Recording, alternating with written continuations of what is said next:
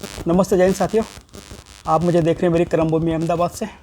और इस समय एक राजनीतिक विषय पर कुछ व्यू पॉइंट्स रखेंगे।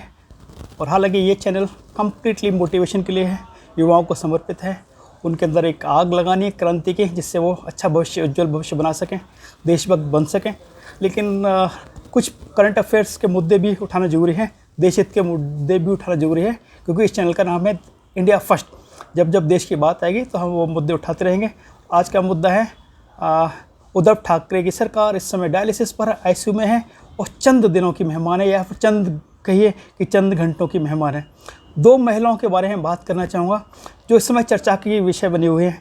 ना तो उन महिलाओं ने उनकी सरकार गिराई है, ना उन महिलाओं ने किसी एमएलए या एमपी का किडनैप किया है, लेकिन वो चर्चा में इसलिए हैं क्योंकि कुछ समय पहले उद्धव ठाकरे ने कानून को ताक पर रखते हुए कंगना रनौत के घर को तोड़ा था। और कंगना रनौत के कुछ शब्द हैं वो इस समय ध्यान में आते हैं। आज तूने मेरा घर तोड़ा है, कल तेरा घमंड टूटेगा। दोस्तों, what goes around comes around, जो बोएगा वही काटेगा। कुछ गलतियां हो सकती हैं कंगना रनौत जी से, लेकिन उसका अर्थ ये नहीं था कि आप उनके घर को डेमोलिश कर दो और बुरी तरह से उनका अपमान करो। सत्ता के घमंड में आप इस तरह चूर थे कि आपने बुरी तरह से उनको परेशान किया। और एक और महिला है नवनीत राणा, वो मेंबर ऑफ पार्लियामेंट हैं बीजेपी की तरफ से। उनका दोष सिर्फ इतना था, देखिए हम गर्व से कहते हैं हम हिंदू हैं, हमें अपनी आस्था पर गर्व है, हमें अपनी संस्कृति पर गर्व है और हमें अपनी हेरिटेज पर गर्व है। और this Hindu civilization is the greatest civilization ever came into existence on this planet. इससे महान धर्म ना कोई हुआ है ना होगा, और हमारे से ज़्यादा टॉलरेंस किसी धर्म के अंदर नहीं है। हमने जो पनाह दी है दूसरे धर्मों को, वो पनाह कोई और धर्म दे ही नहीं सकता, चाहे आप इतिहास उठा के देख लीजिए। तो उनका सिर्फ यार हिंदू धर्म को अपमानित करने के लिए जो कुछ किया उद्धव ठाकरे ने, उनकी सरकार ने, उसका एक उदाहरण देना चाहता हूँ। नवनीत राणा का नाम भी इस समय चर्चा में है, क्योंकि नवनीत राणा ने सिर्फ ये एक ही पाप किया था। उन्होंने कहा था कि हनुमान चालीसा उद्धव ठाकरे के घर के सामने पढ़ूंगी। पता है कौन सा चार्ज लगाया था? Sedition charge. यार देशद्रोह हो गया। मतलब अगर हम हनुमान चालीसा पढ़ते हैं इसका अर्थ है हम देशद्रोही हैं। यार मैं हिंदू हूँ, गर्व से कहता हूँ मैं हिंदू हूँ। तो एक राजनीतिक विरोधाभास हो सकता है। इसका अर्थ ये नहीं कि आप उनके ऊपर देशद्रोह का चार्ज लगा। Sedition charges were levied against that lady. See the irony and see the what you call in English, कि साला घमंड का इतना ज़्यादा घमंड हो गया कि आपने उस महिला पर, क्योंकि उसने अनाउंस किया था कि मैं हनुमान चालीसा पढ़ूंगी, तो उसका घेराव करना शुरू कर दिया शिव सैनिकों ने, जो उनके अंधभक्त सपोर्टर थे। मैं अपने धर्म का पालन नहीं कर सकता अपने देश के अंदर, और उस महिला के ऊपर सेडिशन चार्ज लगा दिया। Can you believe it? This is called height of arrogancy, height of ego.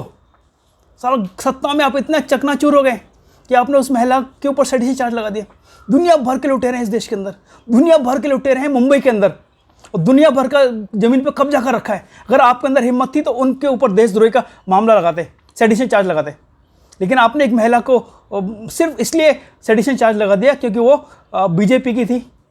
यार हनुमान चालीसा मैं पढ़ नहीं सकता हूँ, आपके घर के आगे पढ़ने का मेरे को अधिकार नहीं है। अगर मैं रूल तोड़ता हूँ बहुत सारे चार्जेस हैं जो आप मेरे ऊपर लगा सकते हैं, लेकिन ये क्या चार्ज लगा दिया कि साहब सेडिशन चार्ज। वो महिला और उसका पति लगभग 2 हफ्ते तक जेल के अंदर थे और उनको जमानत मिल चुकी है, लेकिन सेडिशन चार्ज। यार बताइए, एक AIMIM के जो ओवैसी की पार्टी का एक वारिस पठान है, उसने कहा था 15 करोड़ मुसलमानों घर से बाहर निकलो। बताइए, वो इतनी खतरनाक बातें करते हैं कुछ मुस्लिम नेता इस देश के अंदर, उनके ऊपर कोई कार्रवाई नहीं होगी। लेकिन अगर एक महिला ने कुछ आवाज़ क्या उठा दी, देश की बात क्या कर दी, अपने धर्म की बात क्या कर दी, आपने उसके ऊपर सेडिशन चार्ज लगा दिया। तो what goes around comes around. आपका घमंड, जैसा कंगना रनौत ने कहा था, आज तूने मेरा घर तोड़ा है, एक दिन तेरा घमंड टूटेगा। यही सच है दोस्तों। घमंड तो रावण का भी नहीं रहा, जो अपने आप को बहुत बहुत ज्ञानी था, हमारे शास्त्रों में लिखा गया है। तो उद्धव ठाकरे, आप तो बहुत छोटी सी एक CM की कुर्सी पर पहुंचे थे, वो भी जनता के प्यार से जनता ने आपको सपोर्ट किया। जितनी भी आइडियोलॉजी थी आपने उनकी हत्या कर दी। बाला साहब जिन लोगों को गाली देते थे और जिन लोगों का विरोध करते थे, आपने उन्हीं से हाथ मिला लिया। वाह उद्धव वाह। दोस्तों, जो आइडियोलॉजी पर नहीं चलते हैं वो डेफिनेटली उनका एक न एक दिन ऐसा ही हश्र होता है। अगर प्रिंसिपल आपने कुछ बनाए तो कृपया करके उन प्रिंसिपल्स का पालन कीजिए, otherwise you will be demolished like anything and बस एक तबाह हो जाओगे आप। नियम और कानून बहुत जरूरी हैं और देश से बड़ा कुछ भी नहीं होता। संस्कृति हमारी बहुत महान है। खुश रहें, आबाद रहें। जय हिंद, जय भारत दोस्तों।